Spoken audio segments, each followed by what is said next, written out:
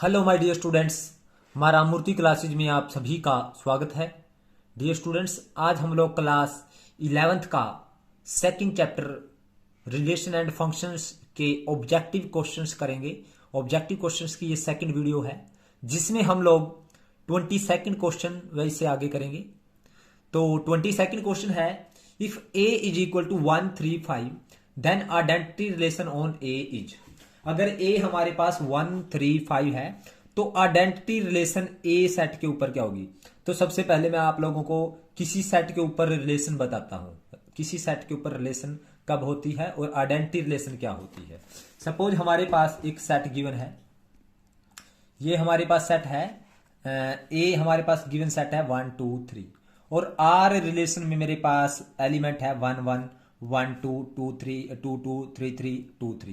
तो ये रिलेशन इस सेट के ऊपर कब होगी, जब इस सेट के इस यानी इस रिलेशन के जो एलिमेंट है वो सभी इस सेट से बिलोंग करते हैं। देखिए 1 इस सेट में है, 1 2 2 भी है इस सेट में, 3 भी है। अगर सपोज यहाँ पे 1 4 होता लेकिन 4 डज नॉट बिलोंग्स टू ए तो ये रिलेशन इस सेट के ऊपर ना होती। लेकिन अब यहां पे ये रिलेशन इस सेट के ऊपर है, इसका मतलब ये हुआ, हम अगर जर्नल बताएं कि जो रिलेशन है, relation should be the subset of A cross ए, यानी रिलेशन के जो एलिमेंट हैं वो ए क्रॉस ए के क्या होने चाहिए, सबसेट होने चाहिए। यानी या तो रिलेशन ए क्रॉस ए के इक्वल हो, या ये जो एलिमेंट है ए क्रॉस ए मीन्स जो ए क्रॉस ए के एलिमेंट आएंगे वो जो भी होंगे हमारे पास ए क्रॉस ए के 1 1 1 2 1 3 2 2 2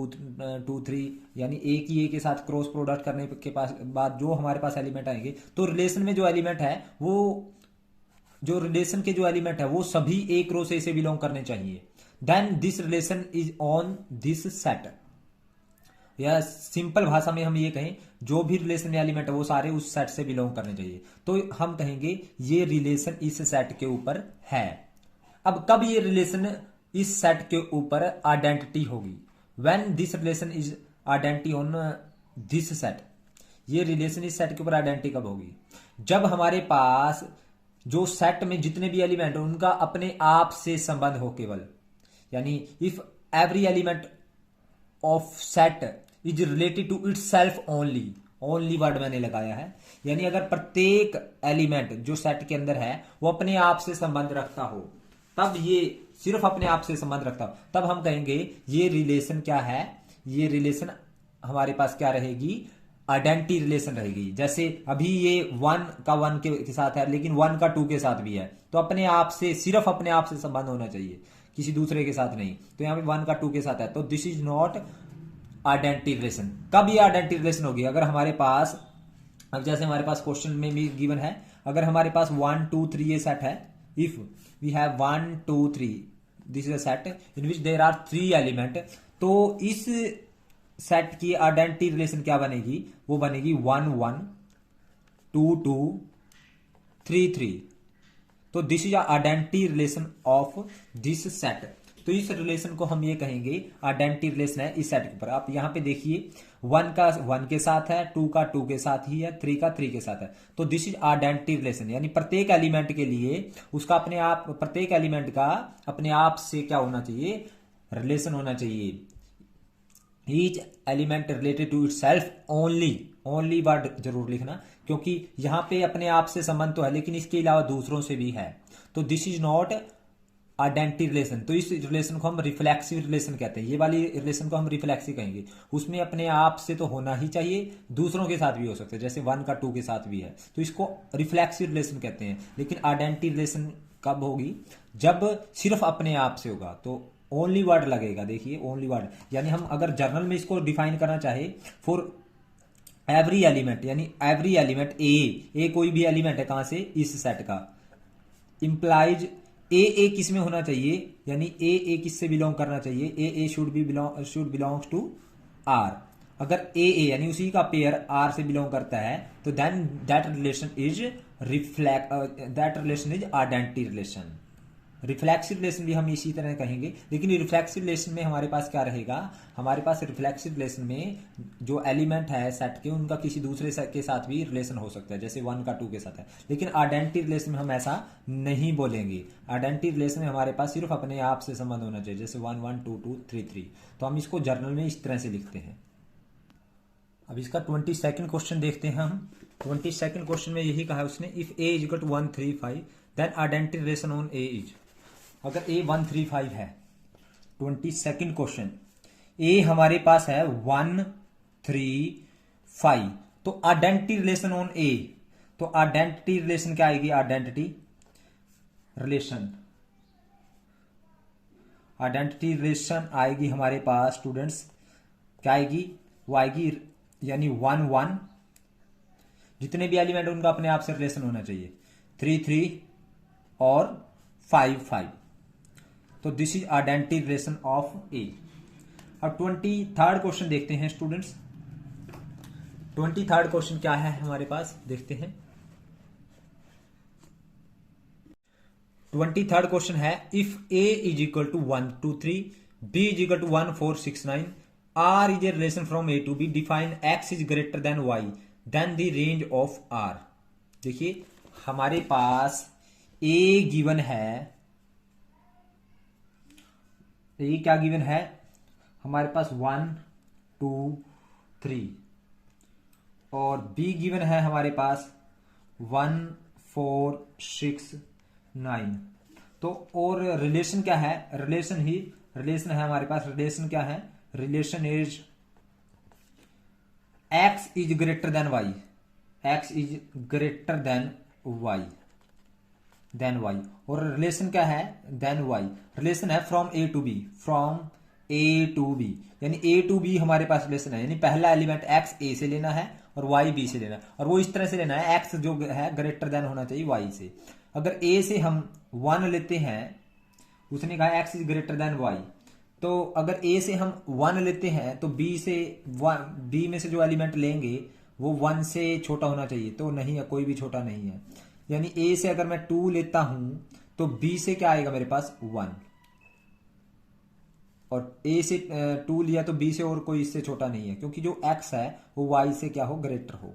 अगर ए से मैंने 3 लिया तो बी से क्या ले सकता हूं, 3 से 1, 3 से और कोई छोटा नहीं है। तो this is R relation from A to B in which x is greater than y, ये एक्स है और ये वाई है, तो दिस इज आर रिलेशन। तो उसने ये पूछा है देन द रेंज ऑफ, उसने पूछा है then range of R is, तो आर की रेंज क्या है, तो रेंज जो यानी हमारे पास सेकंड एलिमेंट को हम रेंज बोलते हैं, तो रेंज हमारे पास क्या है, रेंज है हमारे पास 1, यानी रेंज क्या है हमारे पास 1। अब 24th क्वेश्चन है स्टूडेंट्स। 24th क्वेश्चन कहता है, if R is relation from this set to this set defined by y is equal to x minus 3, then R inverse is.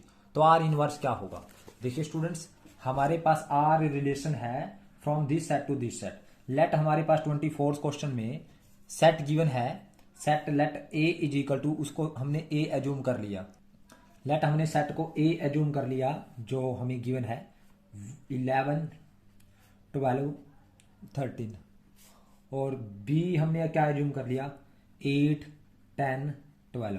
तो यानी रिलेशन हमारे पास ए टू बी है, यानी इस सेट से इस सेट पे है। तो उसने कहा है y इज इक्वल टू, इस तरह से है x माइनस 3, यानी पहला x लेना है और जो y लोगे आप वो x में से 3 माइनस होना चाहिए, और x कहां से लेना है, इस सेट से, क्योंकि इस सेट से इस सेट के ऊपर रिलेशन है। तो रिलेशन हमारे पास आएगी, अगर x की वैल्यू मैं 11 लूं तो y की वैल्यू कितनी आएगी, 11 माइनस 3 8, वो इस सेट में है, यानी 11 के साथ कितना आ गया 8।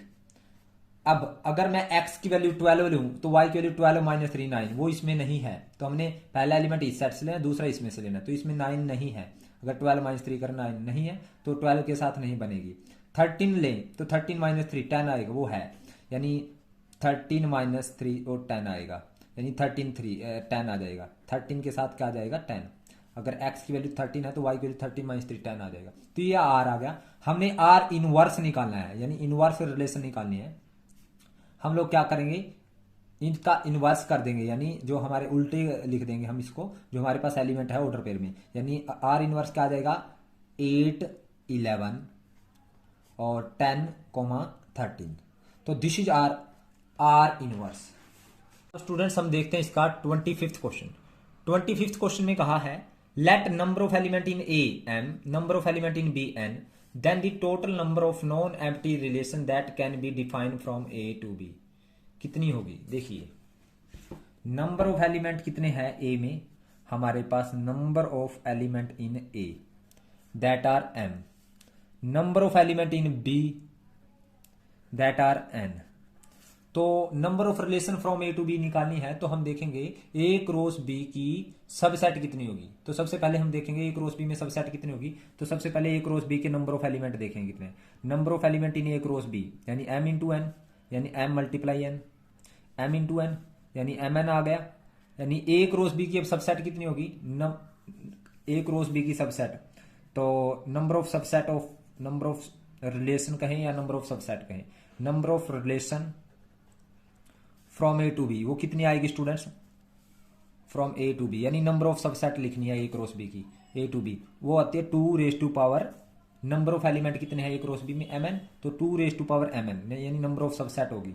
नंबर ऑफ रिलेशन का मतलब number of subset from A to B यानी 2 की पावर एम एन हमारे पास नंबर ऑफ रिलेशन होगी ए टू बी, लेकिन उसे number of non empty relation लिखनी है। अब यहाँ पे तो एक तो एम्प्टी रिलेशन है क्योंकि 5 होती है, एक तो एम्प्टी रिलेशन होते हैं ना, एक सबसेट तो हमारी पास एम्प्टी सेट होते हैं तो उसको माइनस कर देंगे, यानी number of non empty relation, non empty relation कितनी आएगी स्टूडेंट्स, हमारे पास वो आएगी 2 raise to power m n minus 1। अब माइनस 1 क्यों किया, क्योंकि हमारे पास नंबर ऑफ सबसेट जब हम निकालते हैं तो एक एम्प्टी सेट को भी हम सबसेट बोलते हैं, empty set is subset of every set, तो उसमें non empty set non empty relation लिखनी है तो यानी 1 माइनस कर देंगे हम, तो 2 raise to power m n minus 1। अब इसका जो बुक में आंसर है एलिमेंट में वो रॉन्ग है, तो आपने उस आंसर को रॉन्ग कर देना है। मैं आपको दिखा देता हूँ आंसर क्या है। आंसर में इसने दे रखा है 2 की पावर m माइनस 1, ये देखिए आंसर में हमें दे रखा है 2 की पावर m माइनस 1, ये देख सकते हो आप लोग, तो ये आंसर रॉन्ग है। अब देखिए इसके बाद 26th क्वेश्चन देखते हैं। 26th क्वेश्चन में उसने क्या कहा है स्टूडेंट्स, लेट ए हमारे पास 1 8 ये है, बी हमारे पास ये है, and R if relation is cube of from A to B, यानी जो ए में है वो बी के क्यूब हैं, तो इस तरह से रिलेशन है।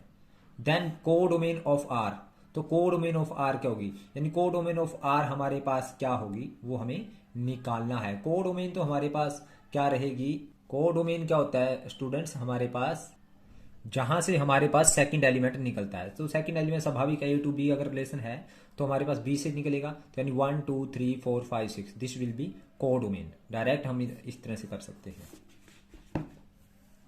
26 में यानी कोडोमेन क्या होगी, जहां से सेकंड एलिमेंट है, अगर ए टू बी अगर रिलेशन है तो बी सेट से हमारे पास सेकंड एलिमेंट निकलेगा, तो कोडोमेन क्या रहेगी हमारे पास, कोडोमेन रहेगी set B. Set B, set B क्या है हमारे पास, सेट बी है हमारे पास वैसे 1 2 3 4 5 6। और 27th क्वेश्चन है स्टूडेंट्स। 27th क्वेश्चन देखते हैं। 27th में उसने बोला है let R be a relation defined by R is equal to x comma x plus 5, x is a natural number less than 4, then range of R is, तो range of R क्या रहेगी हमारे पास, are क्या है, relation है किसके ऊपर है, नेचुरल नंबर के ऊपर है। नेचुरल नंबर कौन से लेने हैं, 4 से छोटे, लेस देन 4।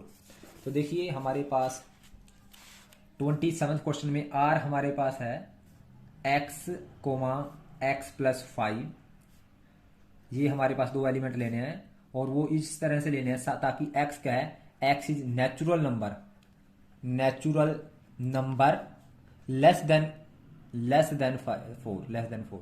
तो हमें रेंज ऑफ आर निकालनी है, तो हमारे पास रिलेशन क्या बनेगी टेबुलर फॉर्म में, 4 से छोटे नेचुरल नंबर, यानी एक्स की वैल्यू क्या है हमारे पास 1 2 3 है, तो अगर एक्स की वैल्यू 1 रखते हैं तो 1 प्लस 5 6 आ जाएगा, एक्स की वैल्यू 2 रखते हैं तो 2 प्लस 5 सेकेंड एलिमेंट 2 प्लस 5 7 आ जाएगा, एक्स की वैल्यू 3 रखते हैं तो वाई की वैल्यू 3 प्लस 5 8 आ जाएगा। तो हमारे पास रेंज क्या होता है, सेकेंड एलिमेंट, तो रेंज आ गई हमारे पास, रेंज क्या आ गई स्टूडेंट्स 6 7 8.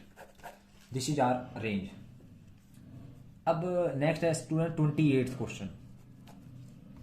28th क्वेश्चन में क्या कहा है उसने कहा if a is equal to 1 2 3 b is equal to x y then the number of function that can be define from a to b. यानी नंबर ऑफ फंक्शन हमारे पास a टू b कितने होंगे वो हमें डिफाइन करना है. देखिए students हमारे पास a क्या है. a है हमारे पास 1 2 3 और b है हमारे पास x y. अब नंबर ऑफ रिलेशन मैंने आपको बता दिया, number of subset of a cross b, यानी a क्रॉस b की सबसेट है. और नंबर ऑफ फंक्शन अगर हमें डिफाइन करना है तो नंबर ऑफ फंक्शन हमारे पास कितने होंगे. नंबर ऑफ फंक्शन डायरेक्ट है हमारे पास a टू b. अगर हमारे पास फंक्शन पूछा है, number of function from a to b पूछा है, तो हमारे पास b सेट में जितने एलिमेंट है उसकी पावर कर देंगे जितने a सेट में एलिमेंट है. यानी b सेट में हमारे पास कितने एलिमेंट है 2 और a सेट में कितने 3, यानी 2 raise to power 3. 2 raise to power 3 means 8 function होंगे हमारे पास. कहां से कहां तक a टू b. यानी नंबर ऑफ फंक्शन कितने होंगे 8. यानी हम ये कह सकते हैं कि अगर हमारे पास यहाँ पे m एलिमेंट है, यहाँ पे n एलिमेंट है, तो नंबर ऑफ फंक्शन लिखने हैं. नंबर ऑफ एलिमेंट हमारे पास इसमें m है और इसमें n है, तो नंबर ऑफ फंक्शन लिखने पड़ जाते हैं हमें a टू b. तो यानी जितने इस सेट में एलिमेंट है उसकी पावर कर लेंगे जितने इस सेट में एलिमेंट है. यानी अगर यहाँ पे m एलिमेंट है, यहाँ पे n, तो n की पावर m हो जाएंगे नंबर ऑफ फंक्शन. देखिए स्टूडेंट्स मैं फंक्शन आपको दिखाता हूँ किस तरह से होंगे. फॉर एग्जाम्पल मैं आपको एक छोटा सा एग्जाम्पल दे करके बताता हूँ. हमारे पास सपोज करो a में मेरे पास एक एलिमेंट है, ये a है, ये है a. और b में हमारे पास दो एलिमेंट है, यहाँ पे एक है, यहाँ पे दो है. तो यानी इसमें एक, यानी इसमें दो है 1, और इसमें सपोज करो p है और एक है q. इसमें दो एलिमेंट है, ये a सेट है और ये b है. अब a set to b set कितने एलिमेंट, तो 2 की पावर 1 होंगे. 2 फंक्शन होंगे. कौन कौन से होंगे. एक तो ये हो गया स्टूडेंट्स हमारे पास फंक्शन, इसका इसके साथ रिलेशन आ गया. ठीक है, एक तो ये हो गया. दूसरा हमारे पास फंक्शन हो जाएगा, इसको यहाँ पे ले लिया, इसको यहाँ. अब p का q के साथ रिलेशन, ये भी तो एक फंक्शन हो गया. यानी 2 ही फंक्शन होंगे. ये देखिए 2. अब मैं 2 इस सेट में सपोज करो हमारे पास 2 एलिमेंट है, एक है x और दूसरा y, और इसमें हमारे पास 3 एलिमेंट हैं 1 2 3. तो अब यहाँ 3 की पावर 2, 9 होने चाहिए फंक्शन. तो देखिए एक तो फंक्शन आ जाएगा हमारे पास मैं आपको 9 के 9 फंक्शन बताता हूँ कौन कौन से होंगे. x y, ये 1 2 3 1 2 3. यानी यहाँ पे अगर हम देखा जाए कितने, ये a सेट था, ये b था, तो हमारे पास 9 फंक्शन होंगे. यानी 3 की पावर 2, यानी जितने b में एलिमेंट है 3 रेज टू पावर 2, यानी 3 का 9 होंगे. तो पहला तो होगा इसका इसके साथ रिलेशन आ गया, इसके साथ ये होगा एक फंक्शन. दूसरा हो गया एक. दूसरा फंक्शन हो गया स्टूडेंट्स हमारे पास ये x है और ये y है. ये आ गया हमारे पास 1 2 3. इसका इसके साथ रिलेशन आ गया, इसका इसके साथ 2 हो गए. ये भी ये रिलेशन भी फंक्शन है. अब तीसरा हमारे पास हो गया ये x और ये y, ये 1 2 3. तो इसका इसके साथ रिलेशन, इसका इसके साथ, तीसरा हो गया. और चौथा हो गया हमारे पास स्टूडेंट्स ये x है और ये y है. तो हमारे पास 1 2 3. तो इसका इसके साथ हो गया, इसका इसके साथ हो गया, चौथा हो गया. और पांचवा हो गया, ये भी रिलेशन फंक्शन है स्टूडेंट्स. पांचवी होगी हमारे पास x y, ये 1 2 3. इसका इसके साथ हो गया, इसका इसके साथ हो गया, पांचवी होगी. और छठी होगी स्टूडेंट्स हमारे पास छठा फंक्शन होगा x y, और यहाँ पे लिख दिया 1 2 3. अब इसका इसके साथ हो गया, लेकिन इसका इसके साथ हो गया. और 7th हो गया स्टूडेंट्स हमारे पास ये x और ये y, यहाँ पे 1 2 3. अब देखिए स्टूडेंट्स इसका हमारे पास इसके साथ हो गया और इसका इसके साथ हो गया. ठीक है. और 8th हो गया हमारे पास स्टूडेंट्स ये x ये y. अब इसका तो हमारे पास 1 2 3. इसका हमारे पास इससे हो गया और इसका हो गया हमारे पास इसके साथ.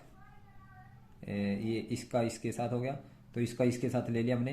तो इसका इसके साथ हो गया 3 के साथ, और इसका हो गया 2 के साथ, ये हो गया.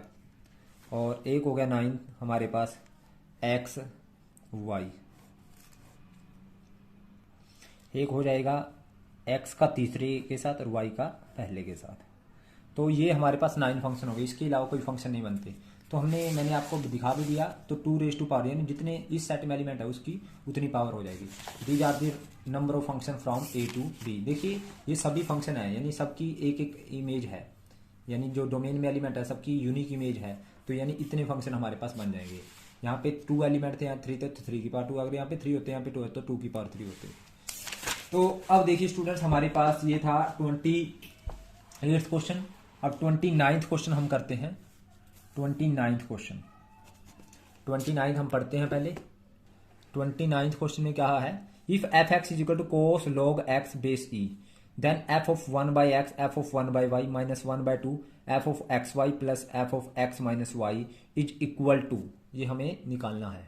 देखिए स्टूडेंट, 29th क्वेश्चन में हमें दे रखा है F x is equal to log x base E, यहाँ पे बेस ई होता है, तो लॉग इंटू ई। तो इससे पहले कुछ आपने नोट करना है, तो लॉग के मैं फार्मूले, लॉगरिथम के फार्मूले बताता हूँ। लॉग एक्स बेस ई ये हमारे पास होता है लॉग एक्स के इक्वल, इसको हम लॉग एक्स बोल सकते हैं, क्योंकि लॉग ई हमारे पास क्या होता है, 1 के इक्वल होता है। तो हम देखिए students, log M into N का फार्मूला है, एम अगर मल्टीप्लाई में आ जाए लॉग है तो log M plus log N, ये है log M plus log N. और लॉग एम अपॉन एन का फार्मूला है students log M minus log N, M minus log N. Okay, तो log M raise to power N का formula है log M की power N, तो N log M.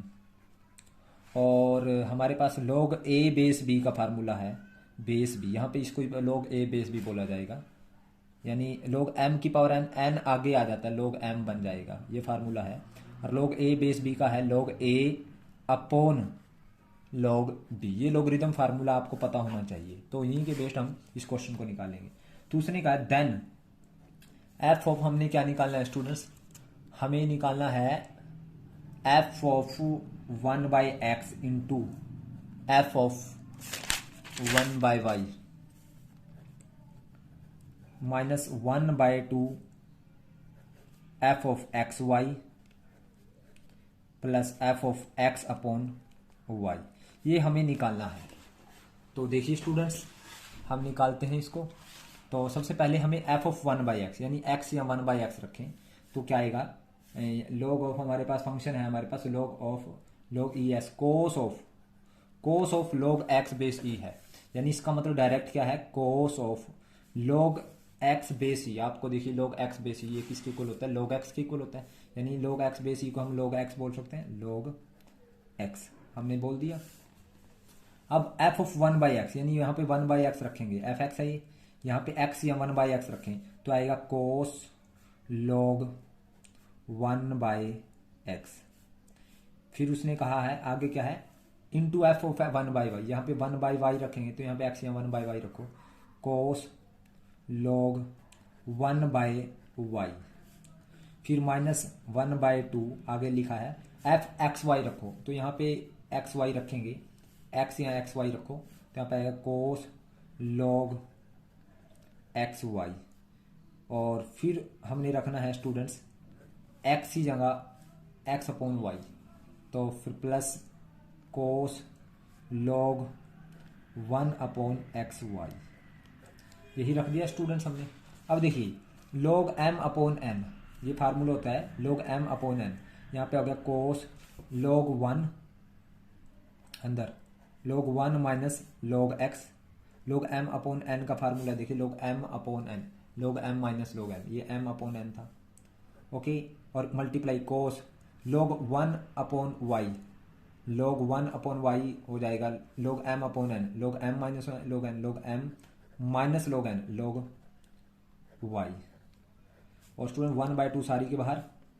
इसके बाद कोस m इंटू एन, देखिए m इंटू एन का formula log m plus log n, यानी कोस हम log x plus log y, ये हमारे पास कोस, और यहाँ पे कोस log 1 अपॉन एक्स वाई है, ये हमारे पास है x अपॉन वाई है, log x अपॉन वाई है, हम x अपॉन वाई रखेंगे तो log यहाँ पे आ जाए कोस प्लस के साथ ही प्लस का साइन है बीच में, log x minus log y, log x minus log y, ये आ गया स्टूडेंट्स हमारे पास।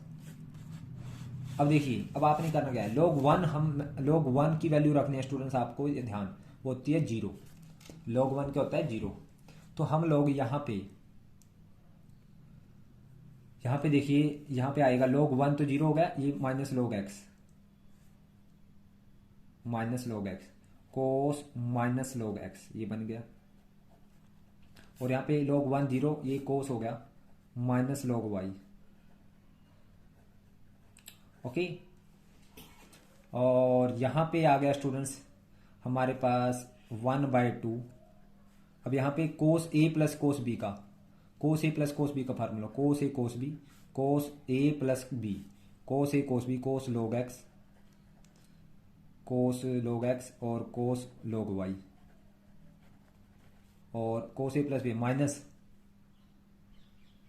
Sign A sine, minus cos A plus cos A cos B plus sine A sine B, A plus है तो minus आ जाए, sine A sine B, sine log x sine log y। Okay, और यहाँ पे 1/2 तो सारी के बाहर ही है, तो प्लस के साथ फिर आगे ये साइन फार्मूला एक्सपेंड हुआ, कोस ए माइनस बी का, कोस ए कोस बी, कोस ए cos log x cos log y, फिर माइनस का साइन है तो ये बीच में प्लस का, plus sine log x sine log y, ये बन गया स्टूडेंट्स। और इससे ये सारा कैंसिल हो गया, हमारे पास बच गया कोस माइनस थीटा होता है प्लस का कोस थीटा, यानी कोस माइनस थीटा क्या होता है, बिकॉज यहाँ पे लिख देता हूँ, कोस log x minus log x cos log x हो जाएगा। क्यों हो जाएगा स्टूडेंट, क्योंकि बिकॉज हमें पता है कोस माइनस थीटा किसके इक्वल होता है, प्लस का कोस थीटा के इक्वल होता है, प्लस का कोस थीटा, यानी कोस ये माइनस में थीटा है, और ये कोस माइनस log y क्या आ जाएगा, कोस log y। ये हमने ट्रिग्नोमेट्री में किया, कोस माइनस थीटा प्लस का कोस थीटा। ओके, और यहाँ पे देखिए स्टूडेंट 1/2, अब यहाँ पे कोस log x cos log y, कोस log x cos log y, यानी ये कितने हो गए, 2 कोस log x cos log y हो गए। ठीक है स्टूडेंट, 2 से 2 कैंसिल। अब कोस log x cos log y, यहाँ कोस log x cos log y, ये इसमें से माइनस होगा तो बच जाएगा 0, यानी सारे से का सारा कैंसिल हो जाएगा, तो आंसर इज 0। तो आंसर क्या रहेगा 0। तो स्टूडेंट्स इसका आंसर भी बुक में रॉन्ग है, तो रॉन्ग आंसर पे नहीं जाना है, इसका सॉल्यूशन में आपको जो आंसर रहेगा इसमें कोस x प्लस वाई है, दिस इज रॉन्ग आंसर। तो बुक में इसका रॉन्ग आंसर गिवन है, लेकिन इसका आंसर सही है, वो रहेगा 0। अब नेक्स्ट है स्टूडेंट 30th क्वेश्चन में क्या है हमारे पास, 30th क्वेश्चन में उसने कहा है let a and b be two non empty set such that number of element in b p, number of element in a q, then the total number of function from A to b. स्वाभाविक सी बात अभी मैंने बताया था, अगर number of element in b कितना है, number of element in b वो है p, number of element in A that are q, और उसने कहा है number of function from A to b. अब ए टू बी पूछना है, ए टू बी फंक्शन पूछना, नंबर ऑफ फंक्शन, अभी फंक्शन वाला भी बताया था मैंने, फ्रॉम ए टू बी में हमारे पास कितने नंबर ऑफ फंक्शन हो गए, यानी पी रेस्ट पावर, यानी ए में क्या एलिमेंट है, बी में पी है, तो पी रेस्ट पावर क्या होंगे, यानी ए सेट में पी एलिमेंट है, ए क्या है, और बी में पी है, तो पी की पावर क्या होंगे ना, अभी मैंने आपको क्लियर किया था, ये देखिए ये वाला क्वेश्चन आपको बताया था मैंने, ये वाला तो क्लियर भी किया था। तो पी रेस्ट टू पावर क्या होंगे हमारे पास, नंबर ऑफ फंक्शन पूछे हैं, तो पी रेस्ट टू पावर क्या हो, ए टू बी, अगर बी टू ए पूछता तो क्या की पावर पी आ जाती है हमारे पास। अब इसके बाद स्टूडेंट हमारे पास है 31st क्वेश्चन देखते हैं हम लोग। 31st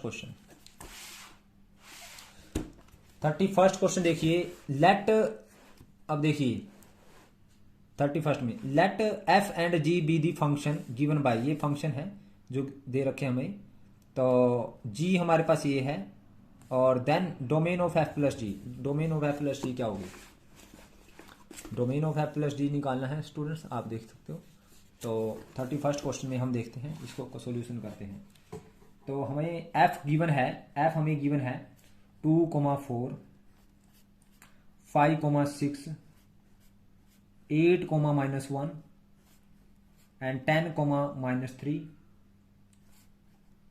और स्टूडेंट्स जी है हमारे पास फंक्शन, 2,5, 7,1, 8,4, 10,13, 11,-5। तो उसने कहा है domain of F plus G क्या होगा, डोमेन ऑफ एफ प्लस जी, ये हमें निकालना है स्टूडेंट्स। एफ प्लस जी की क्या निकालनी है हमने, डोमेन निकालनी है, then domain of F plus G. तो स्टूडेंट्स हमें डोमेन निकालनी है और मैं डोमेन और रेंज दोनों निकालना सिखाता हूं आपको।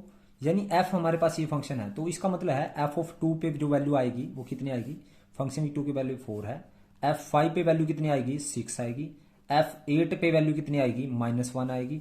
और एफ 10 पे कितनी आएगी हमारे पास वैल्यू, -3 आएगी। और इसी तरह से G2 पे वैल्यू आएगी हमारे पास 5, G7 पे आएगी हमारे पास 1, G8 पे आएगी 4, G10 पे आएगी हमारे पास 13 और G11 पे आएगी हमारे पास -5। यानी F plus G, F of domain of F plus G. F plus G का मतलब क्या है students, F of plus G, suppose करो F plus G into X है तो F X plus G X, यानी डोमेन तो एक्स है दोनों की, डोमेन तो सेम रहेगी है, लेकिन रेंज फर्क पड़ जाएगा। सपोज करो F2 निकालना है, यानी x की वैल्यू हम यहाँ पे 2 ली है, यानी जो पुट किया जाता है, यानी f प्लस जी यानी 2 निकालना है, सपोज 2, तो यानी F2 प्लस G2 यानी जो डोमेन तो हमारे पास 2 ही रहेगी, तो F2 की वैल्यू कितनी रहेगी 4 और G2 की वैल्यू कितनी रहेगी 5, तो 4 + 5 9 आ जाएगा। यानी रेंज हमारे पास ये आ जाएगी F प्लस 2 की, लेकिन डोमेन तो 2 ही रहेगी ना। और इसी तरह से F5, अब हमें निकालना है F5 निकालना है, हमने F5 निकालना है। तो F5 का मतलब क्या है, यानी F प्लस जी इंटू 5, तो जी F5 प्लस G5। अब देखिए स्टूडेंट्स हमारे पास F5 तो अवेलेबल है लेकिन G5 नहीं है, तो इट मीन्स 5 डोमेन नहीं रहेगी। ओके, तो हमारे पास F प्लस जी, यानी F प्लस जी का मतलब F प्लस जी इंटू 8 निकालना है, 8, तो F8 प्लस G8 आएगा। तो F8 भी हमारे पास है, G8 भी हमारे पास है, तो इट मीन्स हमारे पास 8 क्या रहेगी, डोमेन रहेगी। ओके, तो दिस इज डोमेन। डोमेन तो हमारे पास जो दोनों में मैच कर रही है, 2 भी डोमेन है, 8 भी डोमेन है, 10 भी डोमेन है, तो डोमेन हमारे पास 2, 8 और 10 आ जाएगी। तो डोमेन क्या आ जाएगी स्टूडेंट्स हमारे पास, जो दोनों में है, यानी जिस पे हमारा फंक्शन दोनों में डिफाइन है। F2 भी है, G2 भी है, 5 है यहाँ पे नहीं है, 8 है यहाँ पे है, 10 है यहाँ पे है, इन 2, 8 और 10 आ जाएगी हमारे पास डोमेन। और अगर F प्लस 2, 8 और 10, और अगर F प्लस जी की रेंज निकालते तो 2, 8 और 10 पे जो वैल्यू है, यानी 2 पे वैल्यू 9 आ गई, अब 8 पे F8 प्लस G8, F8 की वैल्यू है -1 और G8 की वैल्यू है हमारे पास 4, आप देख सकते हो, -1 + 4 ये आ जाएगा 3, 9, 3 और F10 पे भी ऐसी वैल्यू निकालोगे, 9, 3 और जो F10 पे जो वैल्यू आएगी वो आ जाएगी हमारे पास रेंज। लेकिन अभी डोमेन पूछा है तो हमने डोमेन बता दिया है, यानी डोमेन हमारे पास जो दोनों में कॉमन है, 2 कॉमन है, 8 कॉमन है और 10 कॉमन है। ओके, अगर वो पूछता, जैसे नेक्स्ट क्वेश्चन में पूछेगा F इंटू जी की डोमेन बताओ, तो F इंटू जी की डोमेन होगी Fx इंटू जी एक्स, तो डोमेन तो वही रहेगी x वाली जो कॉमन है दोनों में, लेकिन रेंज F मल्टीप्लाई करेंगे, जहाँ पे जैसे यहाँ पे प्लस करते थे। तो उसने पूछा है नेक्स्ट क्वेश्चन में, अगेन 32nd क्वेश्चन में उसने यही पूछा है, तो आप देख सकते हो 32nd क्वेश्चन।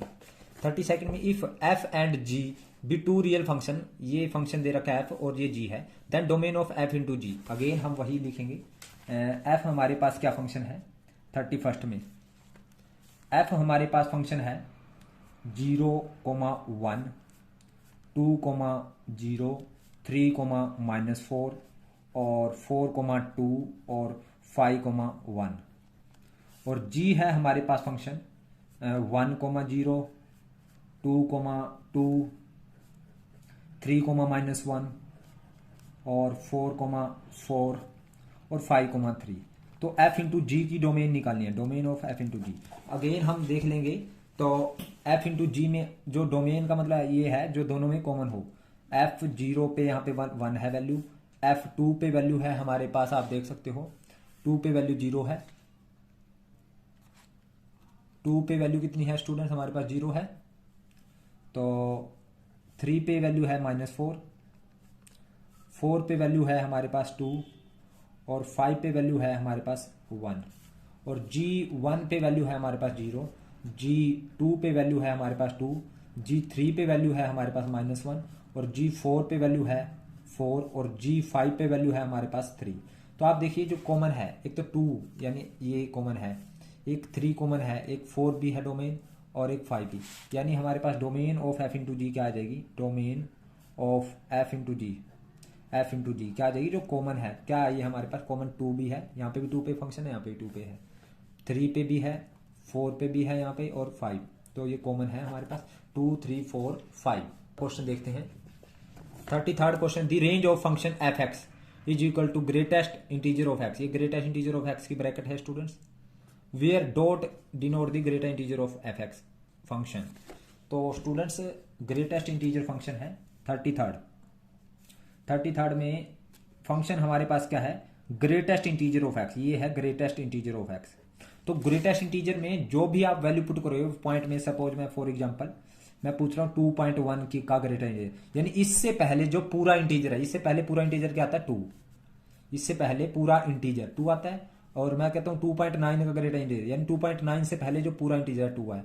अगर मैं कहता हूँ -1.3, अब -1.3 से पहले स्टूडेंट्स -2 आता है, -1.3 से पहले, तो क्योंकि जब हम नंबर लाइन पे चलते हैं ना 0 1 2 3, ये -1 -2, तो -1.3 यहाँ पे और इससे पहले -2 आएगा, लेकिन 1.3 होता तो 1.3 से पहले 1 आता है, तो यानी -1.3 का ग्रेटर इंटीजर क्या आएगा -2, यानी उससे पहले जो पूरा नंबर आता है। यानी डोमेन क्या है, कुछ भी पुट करोगे, लेकिन रेंज जो आएगी हमारे पास वो हमारे पास पूरा नंबर आएगी, यानी परफेक्ट नंबर आएगी, ये नहीं आएगा हमारे पास कि वो पॉइंट में आई, तो हमारे पास इंटीजर आएगी डोमेन, रेंज हमारे पास इंटीजर आएगी। डोमेन आप कोई भी रियल नंबर पुट कर ले, लेकिन जो रेंज निकलेगी वो हमारे पास इंटीजर में निकलेगी, पॉइंट में नहीं आएगा कोई भी, है ना।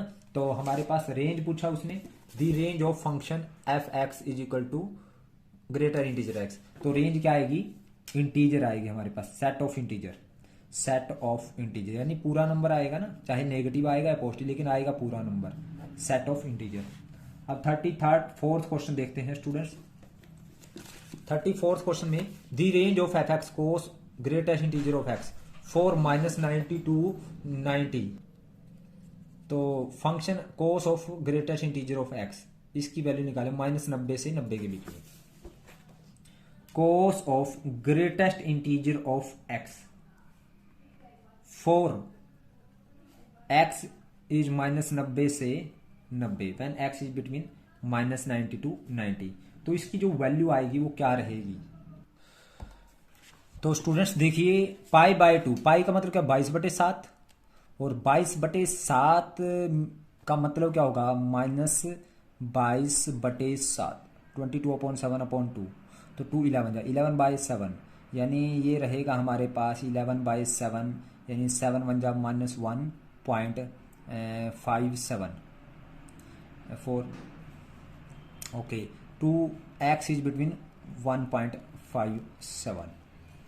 तो स्टूडेंट्स आप यहाँ पे ब्रेक कर सकते हो, आप इसको -1.57 to 0 when x is between 0 and 0 to 1 point greater than, देखिए हमने यहाँ पे -1.57 से, मैं चलो आगे बताता हूँ आपको, यहाँ पे -1.57 यानी -1.57, ये 0 आएगा, फिर आएगा 1 आएगा, फिर आएगा ये 2 आएगा और यहाँ पे आएगा -1 और ये आएगा -2, -1.57 यहाँ पे होगा स्टूडेंट्स, और फिर आएगा -1 और फिर आएगा 0 और फिर 1 और फिर 1.57।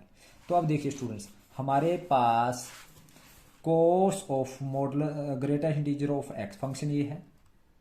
अब -1.57 से, यानी हमारे पास जो x की वैल्यू है -1.57 से किसके बीच में, 1.57 के बीच में, यानी -1.57 यहाँ पे है और इससे -1 तक के बीच का जो ग्रेटेस्ट इंटीजर है, यानी when x is between -1.57 to -1, क्योंकि पूरे इंटीजर लेने हैं हमने, उठाने हैं। तो इसकी जो वैल्यू आएगी वो आएगी हमारे पास, ग्रेटर इंटीजर ऑफ एक्स की वैल्यू आएगी हमारे पास -2। और -1 to 0 में फिर -1 to 0 हमने ब्रेक कर लिया ना, क्योंकि ग्रेटर इंटीजर है तो इंटीजर पे ब्रेक करोगे आप। -1 to 0 पे जो फंक्शन की वैल्यू आएगी when x is between -1 to 0, तो आप कहेंगे यानी लेस देन 0, माइनस ये -1.57 से -1 के बीच में हमारे पास -2 आई, -1 से 0 के बीच में आएगी हमारे पास, इसके बीच में ग्रेटर इंटीजर ऑफ एक्स की वैल्यू आएगी हमारे पास, यानी ये वैल्यू आएगी हमारे पास इसकी -1। और 0 से हमारे पास 1 के बीच में, 0 से जब greater than equal to 0 and less than 1, तो हमारे पास ग्रेटर इंटीजर ऑफ एक्स की वैल्यू आएगी 0। और 1 से 1.57 यानी 1 से ग्रेटर देन इक्वल है और लेस देन किससे है, ग्रेटर इंटीजर ऑफ एक्स 1.57। सो यहाँ पे जो वैल्यू आएगी वो आएगी हमारे पास 1। यानी अगर हमारे पास फंक्शन इन दोनों इस इंटरवल में है तो -2 आएगी, इस इंटरवल में -1 आएगी, इस इंटरवल में 0 आएगी, और इस इंटरवल में वैल्यू क्या आएगी, 1 आएगी। यानी हमारे पास, यानी ये इंटरवल भी है तो यहाँ पे यानी हमारे पास जो रेंज आएगी वो कितनी आएगी, यानी हमारे पास फंक्शन में जो रेंज आएगी हमारे पास, फंक्शन क्या आएगा, यानी यहाँ से यहाँ तक, यानी cos ऑफ -2 आएगा, यानी ग्रेटर इंटीजर की वैल्यू -2 आएगी, तो यानी cos -2 की वैल्यू cos -थीटा प्लस का cos था cos 2। और फिर हम इसी तरह -1 से 0 के बीच में हमारे पास क्या आएगी, यानी cos, एक तो -2 cos 2 आ जाएगा, एक आ जाएगा हमारे पास cos -1 आ जाएगा, cos -1 आ जाएगा स्टूडेंट्स, क्योंकि एक वैल्यू -1 भी आएगी हमारे पास, तो cos थीटा प्लस का cos 1 आ जाएगा। और फिर 0 भी आएगा, यानी cos 0 1 आ जाएगा स्टूडेंट्स, cos 0 1 होता है। और फिर cos 1 भी आ जाएगा स्टूडेंट्स हमारे पास, और cos 1 हमारे पास cos 1 ही रहेगा। यानी हमारे पास जो रेंज आई है cos 2 cos 1 और 1 आ गया। तो रेंज कितनी आई स्टूडेंट्स हमारे पास, रेंज आई हमारे पास cos 1 cos 2 और cos 0 1, यानी 1। तो स्टूडेंट्स आज के लिए इतना ही, बाकी जो इसके 35th क्वेश्चन से आगे है वो हम नेक्स्ट वीडियो में करेंगे। उम्मीद करता हूँ आप लोगों को मेरी वीडियो समझ आई है। अगर आपको समझ आई तो आप इस वीडियो को लाइक करें, कमेंट करें और ज़्यादा से ज़्यादा शेयर करें। और जिन बच्चों ने अभी तक चैनल को सब्सक्राइब नहीं किया है उनसे रिक्वेस्ट है कि चैनल को सब्सक्राइब करें। Thank you very much.